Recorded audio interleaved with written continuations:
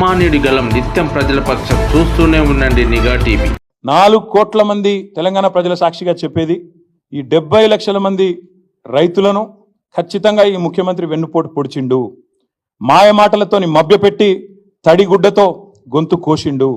100% నిజంగానే నువ్వు చెప్పినట్టు రుణమాఫీ చేసుంటే ఎందుకు తెలంగాణ ఇవాళ రైతుల నిరసనలతో అట్టుడుకుతా ఉంది? ఇక రైతుల నిరసనలు పెరిగంగానే ముఖ్యమంత్రి గారికి ఒక టాక్టిక్ అలవాటైంది, బాగా అటెన్షన్ డైవర్షన్ టాక్టిక్. ఏదో ఒకటి చిల్లర భాష మాట్లాడాలి, బజారు భాష మాట్లాడి దానివైపు దృష్టి మలచాలి.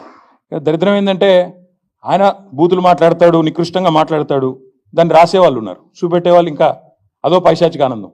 కేసీఆర్ని తిట్టంగానే చూపెట్టి సంబరపడే కొన్ని మీడియా సంస్థలు, కొన్ని అందరిని అంటలేను, ఇక అదో రోగం ఉంది ఇక్కడ ఈ రాష్ట్రంలో. ఎందుకంటే వాళ్ళకి తెలంగాణ ఇష్టం లేదు, తెలంగాణ అస్తిత్వం ఇష్టం లేదు.